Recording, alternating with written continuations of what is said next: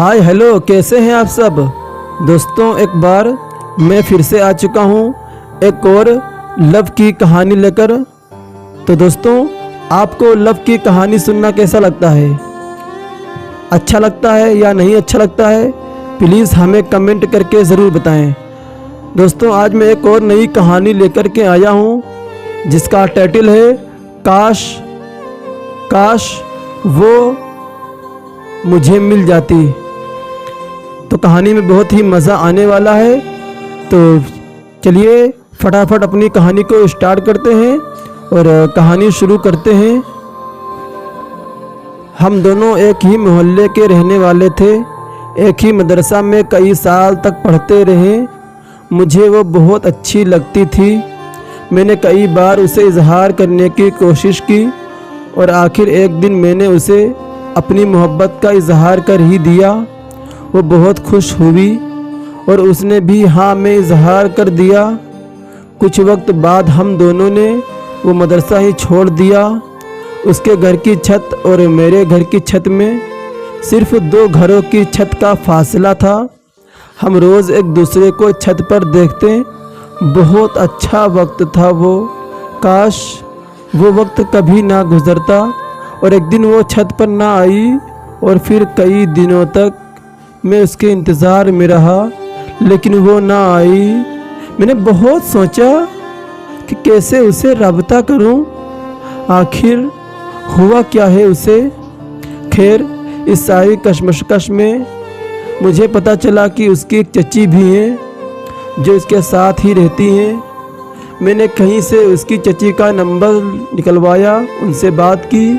वो बड़े अच्छे इखलाक की थी। उनसे अच्छी गपशप हुई और हम दोनों में काफ़ी दोस्ताना हो गया। एक दिन मैंने उसकी चची को सब बता दिया और उनसे मदद मांगी कि प्लीज़ मेरी बात करवाए उससे। वो चची समझ गई और उन्होंने मेरी बात करवाई। उससे दोबारा बात होने लगी तो उसने कहा कि अम्मी को पता लगा तो मेरा घर में जीना हराम हो जाएगा। लेकिन मेरे बहुत इसरार पर वो मेरे साथ बात करने लगी। हमारी बात होती रही। मैंने उसे वादा लिया कि हमेशा बात करोगी और मैं तुम्हारे घर रिश्ता भेजना चाह रहा हूँ, तो अपनी अम्मी से इजाज़त लो और हमारी बात करो। उसने कहा कि हमारी शादी नहीं हो सकती क्योंकि हमारी कास्ट मुख्तलिफ है और बाहर किसी भी कास्ट में हम रिश्ता नहीं करते होते। दूसरा, तुम एक गरीब घराने के लड़के हो। मेरे घर वाले कभी तुमसे शादी नहीं होने देंगे, इसलिए इस एहसास को यहीं दफन कर दो।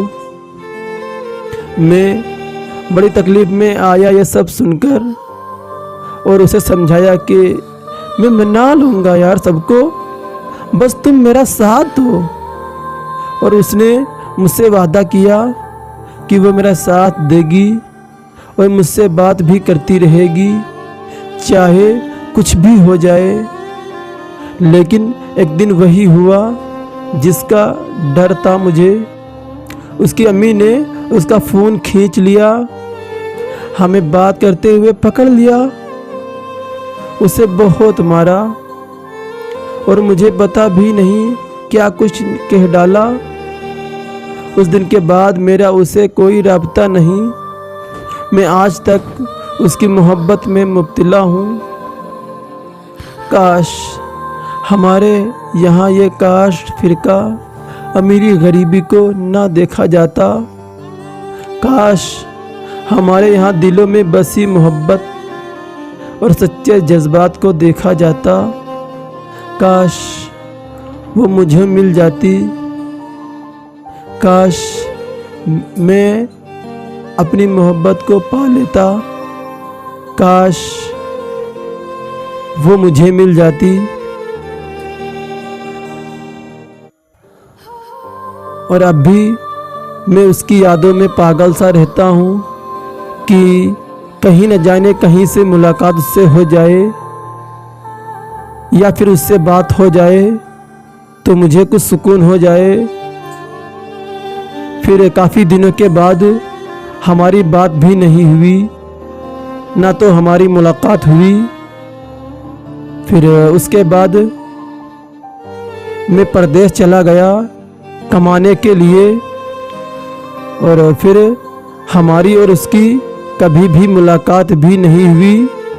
और मैं परदेश में जाकर खूब अच्छे से काम करने लगा, और दोबारा मैं अपने काम में इस तरह बिज़ी हो गया कि मैंने उस लड़की को दिल से ही निकाल दिया।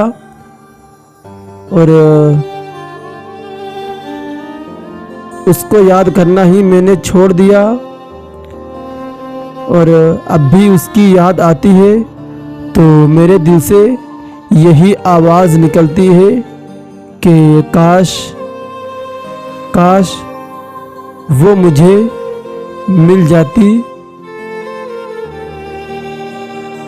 दोस्तों, आपको ये कहानी कैसी लगी प्लीज़ हमें कमेंट करके ज़रूर बताएं। और इसी तरह की लव की कहानियाँ सुनने के लिए हमारे चैनल को सब्सक्राइब करें और बेल आइकन को भी दबाइए, ताकि हमारी जो नई वीडियो अपलोड हो सबसे पहले आप तक नोटिफिकेशन पहुंच सके। तो दोस्तों, आपसे फिर एक नई वीडियो में मुलाकात होगी। तब तक के लिए मुझे दीजिए इजाज़त। Bye bye and take care.